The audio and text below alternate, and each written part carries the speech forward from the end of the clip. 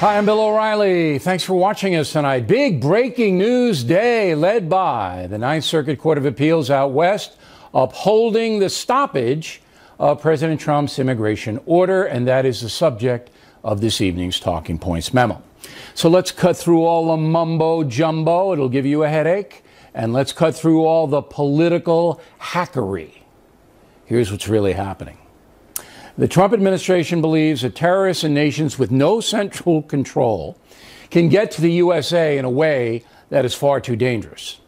Hypothetically, an ISIS killer could board a plane in, say, Tripoli, Libya, with a fake passport, then fly to Paris, 2-hour flight, change planes, fly on to New York City. Nobody in Libya will vet that man, so he would arrive here with a decent chance of entry. Therefore, the president wants to impose stronger security oversight on nations like Libya and 6 others that are essentially in chaos. Federal law seems to favor the president. Section 212 states, quote, "Whenever the president finds that the entry of any aliens or any class of aliens into the United States would be detrimental to the interests of the United States, he may by proclamation and for such period as he shall deem necessary, suspend the entry of all aliens," unquote. Law seems pretty clear. So, President Trump suspended immigration in 7 countries for 90 days. For Syria, he also stopped refugees from entering until further notice. Enter the states of Minnesota and Washington, where the attorneys general challenged the travel ban, saying it harmed individuals and businesses and was unconstitutional because it targeted Muslims. Federal judge in Washington then blocked President Trump's order, and just 2 hours ago, a federal appeals court upheld the block unanimously. Why? The 3 appeals court judges basically ruled that there's no urgency to stop travel from the 7 countries, and that there are strong arguments on both sides of the question that should be reviewed by the courts. The judges also wrote that no irreparable injury would be caused by a state of the president's order, and that the court should eventually decide whether the order is constitutional. The judge is basically saying more legal vetting is needed of the terrorist vetting plan. A lot of vetting. Talking Points believes there is more than a little political motivation in this case. No question Minnesota and Washington State took the action because of liberal politics. They believe President Trump is anti-Muslim. As for the appeals court, it's impossible to say with certainty what motivated their decision. If you take them at their word, they simply want more legal hearings on the matter. President Trump says the decision to block is purely political and that his Justice Department will take it to the Supreme Court. I say good, good. Let's see if federal law as written, and which is pretty clear, means anything anymore. Let's see. In the meantime, anyone coming here from the 7 nations cited by President Trump can expect a substantial wait at the airport. And that's a memo. Now with the top story reaction. Joins in Washington, Elizabeth Wydra, an attorney and president of the Constitutional Accountability Center, and Ken Cuccinelli, former Attorney General for the Commonwealth of Virginia. Am I leaving anything important out, Mr. Cuccinelli? No, I think in terms of the high points, you hit the high points very well, Bill. And I think that when this is all said and done, whatever legal course it is, once they get to the merits, President Trump is going to win overwhelmingly on this, just because of the breadth of the presidential authority in this area. And this court has essentially violated the separation of powers by restraining that. Okay, it's very unfortunate. What you're saying is speculation, and as you know, the Supreme Court is a political body right now, divided, 4-3 to 1, Justice Kennedy being the moderate.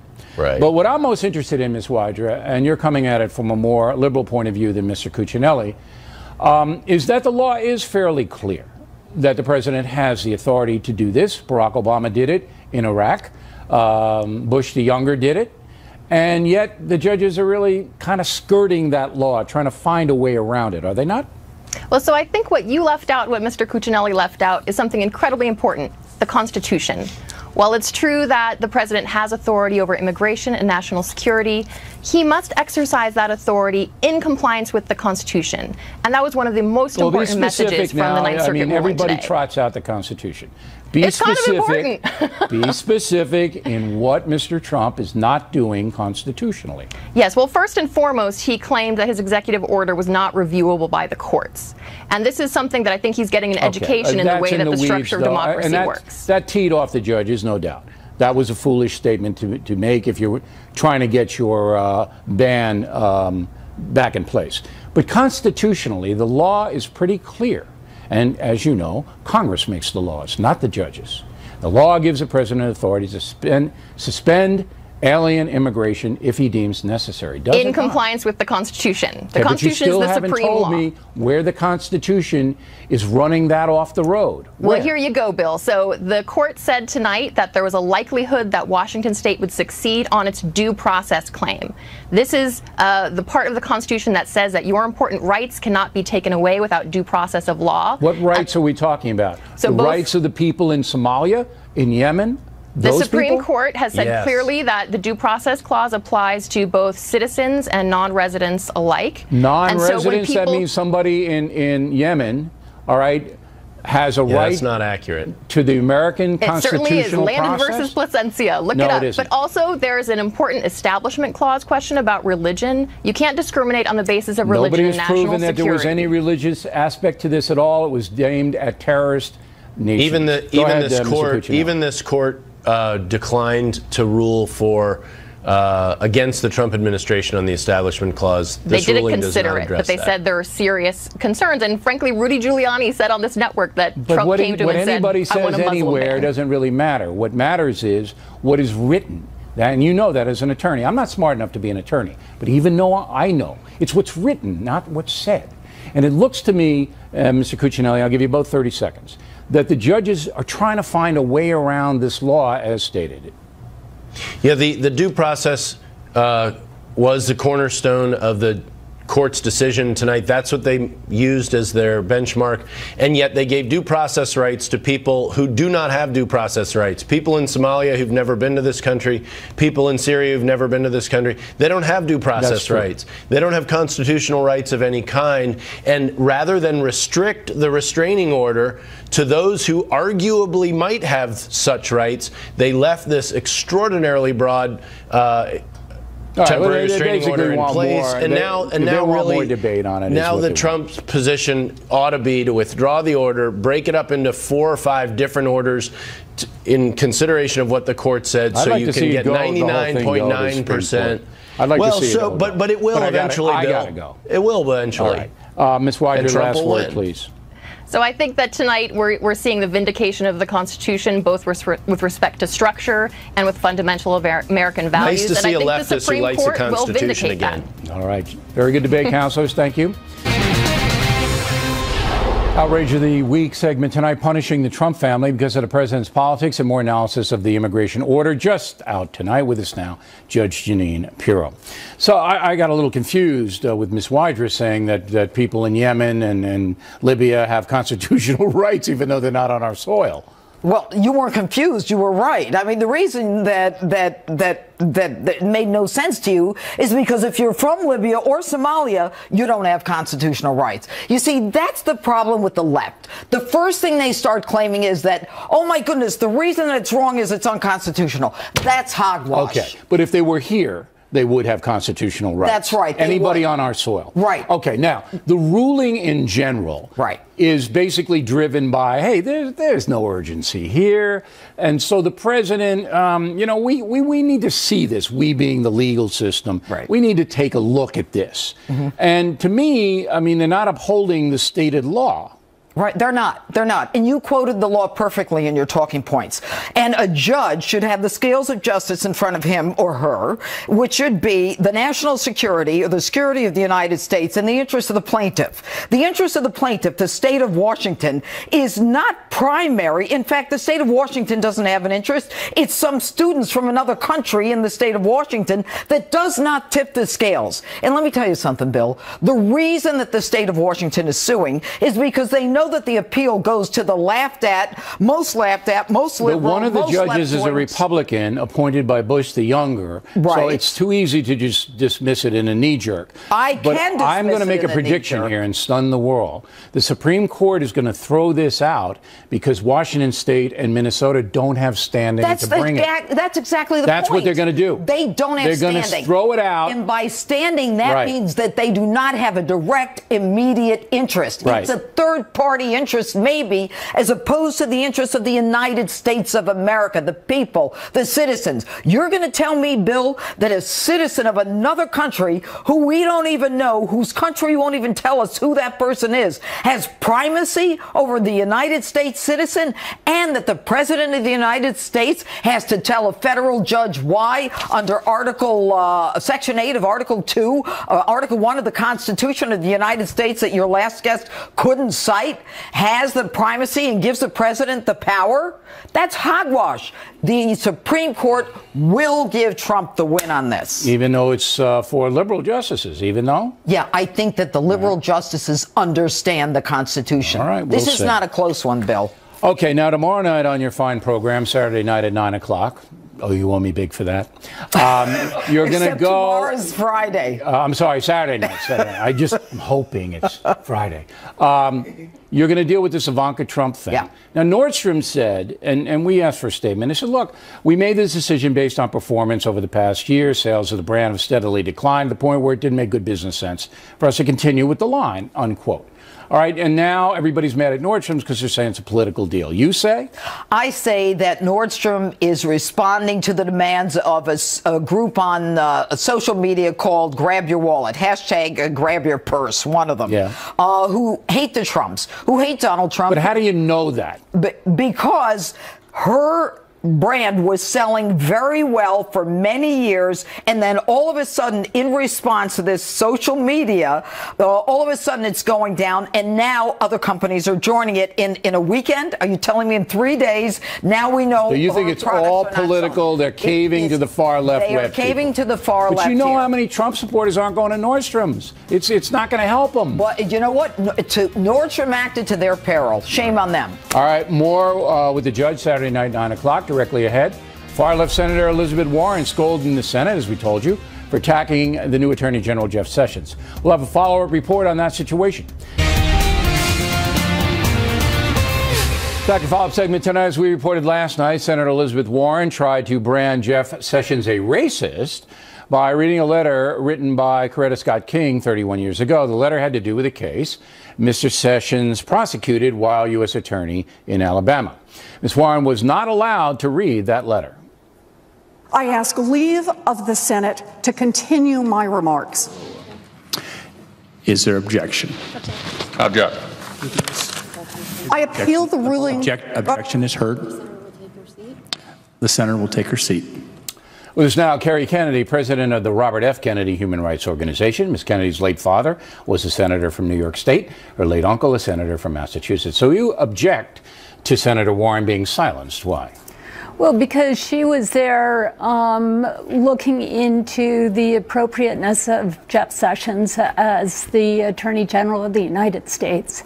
And she was bringing legitimate questions to his record. All right, but she should not have been silenced. There's a clear rule, and I'm going to read it now. This is Senate Rule 19, Section 2. All right, it says, no senator in debate shall directly or indirectly, and this would have been indirectly reading Coretta Scott King's letter, by any form of words impute to another senator or to other senators any conduct or motive unworthy or unbecoming a senator. So she was trying to make the point, Elizabeth Warren was, that Sessions is a racist and doesn't deserve to be Attorney General.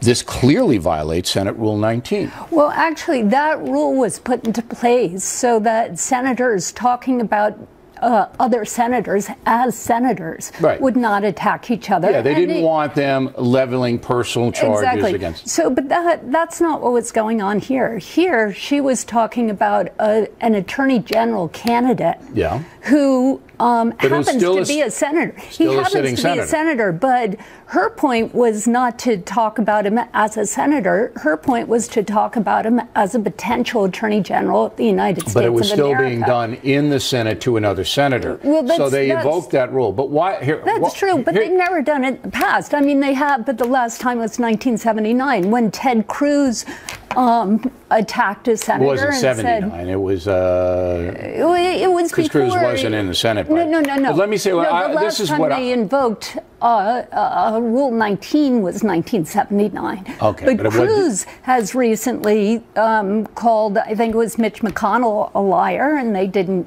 use that. And look, you don't justify bad behavior by pointing to other bad behavior. You know that. Here's what I would have done if I had been Elizabeth Warren. I would have said, I don't believe that that Jeff Sessions is worthy to become Attorney General, and here's why.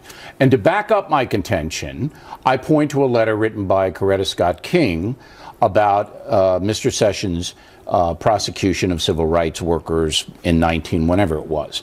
And you can read that letter on my website. She could have done that easily. It wouldn't have been in violation of anything. But she wanted to hotshot it, grandstand it for her own constituency. You know what she was doing. You've been in politics long enough. She was just, and they caught on to it. This was demeaning. You didn't have to do that. You could have gotten your point across. Well, you know what? I think that that's one way of approaching it. But I think that Coretta Scott King is she's an American icon. Sure. And her husband was the leading civil rights activist. But that doesn't mean you violate a Senate rule. You can direct people to her. I have to say, I don't think she was violating a Senate rule. Okay, but that's not your call, because that's the call that was made by the Senate. Well, but as we know, people in power don't always make calls that are compliant. I don't mind you criticizing the call, but there wasn't really much argument from the left on it, because the rule is, as I just read, is pretty explicit. Well, now, I think the point here is not whether did she break a technical rule or not. The point is, should this man with a racist past and who says but that's your opinion. No, this is not an opinion. No. He was never branded a racist by anybody. Oh, excuse me, but I think that nobody has come forward, not one Republican has come forward to dispute. Sure they have. They said excuse me, to dispute what Coretta Scott King said about him, which is that he tried to suppress elderly black voters. I'm not sure whether anybody delved into that case 31 years ago, but 52 Republican senators voted him Attorney General. Well, that doesn't mean they don't think he's racist. Are you saying that senators in the United States would vote a racist into? Absolutely. I think it's absolutely been done in the past. I don't think so. And I don't think it's fair to brand him a racist because, as I said, it's never been proven in any way, shape, or form. He has put forth his point of view that as U.S. Attorney in Alabama, he prosecuted cases that put racists in prison. He did civil rights legislation aggressively.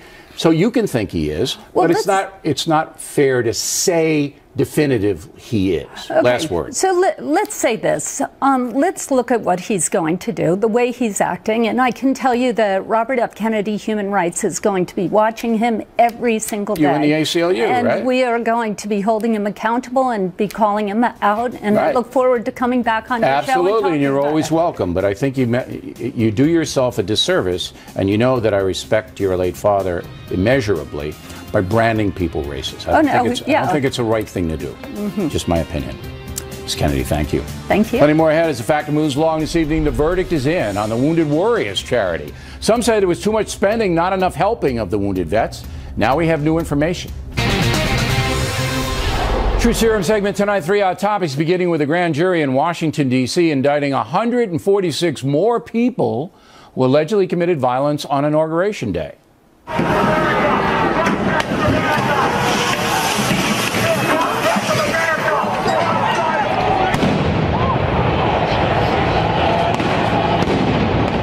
Here now, our True Serum correspondents Trish Reagan and Eric Shawn. So it looks like D.C. authorities are cracking down hard on these demonstrators. Yeah. What's the total so far indicted? They really have. There are 230 who have been charged. 209 have been indicted. You know, Bill, it's serious because these are felony rioting, and that carries a charge of 10 years in prison or $25,000 in fines. You know, usually most protests, you've covered them, they put you in the paddy wagon and take you to the precinct. Get a ticket. Get a DAT, desk appearance ticket, or maybe misdemeanor at most. Right. this stuff is serious because of that violence. It's interesting because D.C. is such a liberal it's run by the feds. These are federal charges, by the way. So these clowns that committed this violence, and this is a serious business. So they convene a grand jury, the folks, not a judge who you can just toss it on some technicality, and they come back and they say, you know, we're going to hold these people accountable. Federal court, as you said, maybe a 10-year, but then if it's a first offense, they're not going to get 10. So the message that I'm seeing is that we're not going to tolerate the anarchy in the District of Columbia. Yeah, and you've got the new form of protesting, that black bloc protesting, which we saw at Berkeley. It started, as you can see, back in Berlin in the 80s, when they all dress in black, and they cover their faces, and that's some of the violence that we've seen because of what's caused that. So I think they're really looking at those groups, those anarchist groups, and looking at that style of protesting, and are getting tough right off the bat. And a lot of them had faces covered. That's against the law in the District of Columbia. You cannot have your face covered. And the reason that there's so many prosecutions is cameras. Yeah. Cameras are everywhere now. And so if you do it, they're going to catch you. All right, let's go over to a CBS poll, new CBS poll on whether Islam is a violent religion. Let's put the stats up. The question is, generally speaking, do you think the Islamic religion encourages violence more than any other religions around the world? Less than other religions, the same as other religions. Results you can see, 50%, the same amount, 33% more, 6% less. Now, what's the why behind this, Trish? Well, I think what's going on, you'll see that 66% of Democrats believe that it's no more violent than any other religion, right. As well as half of the people that were polled. And what's going on is that, you know, you think, Bill, about all the political correctness we have in society today. You think about President Obama and the efforts he made, for example, to say this is not radical Islamic terrorism. Right. This is just terrorism. But and so that's part of it. Here's the interesting thing about the question. It's the Muslim religion. That's the key word. So where you can say there are radical clerics, imams driving it, and there are, much more so than Christianity or Buddhism or Shintoism, much more so. I think that word is picked up by the left and saying, well, it's not the religion, it's just the fanatics within the religion. Well, and people don't want to believe that it could possibly be the religion. And I hear you, it is fanatics who have really taken hold of the religion and distorted it massively. Right. But people don't want to say this. I mean, think about it. If someone asks you this, it means you're condemning Islam in some way. Right. And they've been taught in school that they shouldn't do it. 63% of Republicans say it's more violent, Islam, and 66% of Democrats say it is not. Okay. Wounded Warrior Project advertises a lot on Fox News Channel. There was a big controversy that money that the folks are sending in wasn't being used to help the vets as much as it should be. The Better Business Bureau investigated, correct? That's correct. And it's the big organization.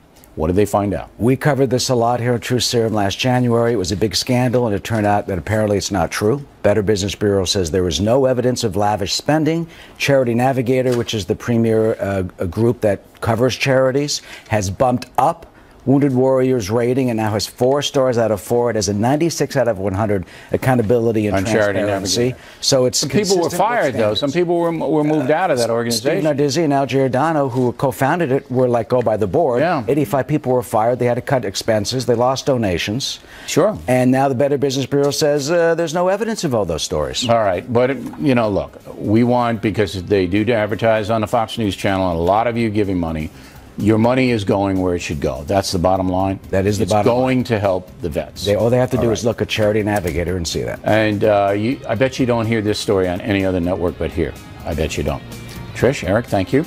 We come right back. Bernie Goldberg on fake news. Will it ruin the entire journalism industry? Thanks for staying with us. I'm Bill O'Reilly in the Weekdays of Bernie segment tonight. Fake news. January 31st, a fabricated news story claimed that Donald Trump's executive order on refugees led to the capture of an ISIS leader, Rashid Mohammed. Website times.com.mx put that fake news out. Joining us now from Miami, Bernie Goldberg. This fake news stuff is not going to stop. How much do you believe it'll affect straight news down the line? It can have a very big negative effect on straight news. Look, anytime you mix something that's fake, whether it's news or art or money, with something that's real, if the fake looks genuine, you don't know what to believe. Is that a real Picasso or a fake Picasso? Is that a real $20 bill or a counterfeit? As it pertains to news, this stuff starts out in the sewer, and in the blink of an eye, it's all over the place. Right. It's on Facebook, it's on Twitter, it's on other websites. Sometimes it's in newspapers, and that erodes the credibility. It gives the appearance, rather, of the credibility and legitimacy of something that's real, but it's only the appearance. First of all, I want to go on record as saying that I have warned people not to take their news from the internet for years. Okay, I don't care what internet site it is. Do not take your news from there. And that's the first rule. But the second rule is, I think the legitimacy, as you just put it, of the journalism industry in America is collapsing. Because a lot of the papers and a lot of cable news takes this garbage, doesn't vet it, and throws it out there. And then they say, oh, it's not our fault. We just saw it on so-and-so. Yeah. You know, where are the standards? Look, you and I have criticized a lot of the mainstream media. Let's take the Bible of the liberal Bible, the New York Times. Whatever they are, whatever biases they have, except in the rarest of cases, you know, Jason Blair or somebody, they don't deal in fake news. Now, I know there are people listening right now saying, oh, yes, they do. No, they don't, okay? Fake news is made up news. Fake news is not mistakes, and it's not, as President Trump likes to believe, that any news you don't like, he says is fake news. That's not fake news. Fake news is made up news. And on the most outrageous fake news, it helps if you're both gullible and hyper-partisan. Or, yeah, hyper-partisan. You want to believe, like the Hillary Clinton thing. You want to believe it. Remember that? You want to believe it. There was a Hillary Clinton thing about some kind of sordid pizza parlor that was, it was total BS. You have to be an idiot to believe that, but if you hate Hillary Clinton, you might. Enough but it goes the other way too. It goes the other way too. I'm going to dispute you in a general, not specific way. Since I've been in this business 40 years now, I've seen standards drop dramatically. The editorship, where did you get it, who said it, both sides of the story. You know what the con is now, Goldberg? You know what the con is now? The liberal press writes articles, and all they interview are liberal people, but don't identify them as such. I see this over and over and over again. They never tell the reader who is saying these quotes. So they stack it 6 or 7 to 1. That's not fake news. That's contrived news. It's in the same soup can, though. There's a difference between bias, and I wrote the book called Bias. There's a difference between bias and fake news. Now, you gave the example of the sordid Hillary Clinton. Look, I'll say what it is. Hillary Clinton was running a sex ring for children out of a pizza parlor in Washington. You have to be a moron to believe that. But if you hate Hillary Clinton, you might. On the other side, I saw a picture on the web of Donald Trump standing next to his parents, his real parents, but they were dressed in Ku Klux Klan outfits. What kind of imbecile is going to believe that? But if you hate Donald Trump, yeah, and they photoshopped it. I got a letter today from, and I just want to, because this is around, and I think it's a little on talk radio too. I got a letter today that said George Soros gave money to John McCain and Lindsey Graham, and it's so untrue. You know, a few people who once worked for Soros way back made donations to those, but they don't have anything to do with them now. Individuals. Right. But this is taken on a currency. But I'll tell you what, all of this garbage that's just coming at us in all of these ways, it's going to destroy journalism. Real quick last word. The quick last word is this. If you want to believe this stuff,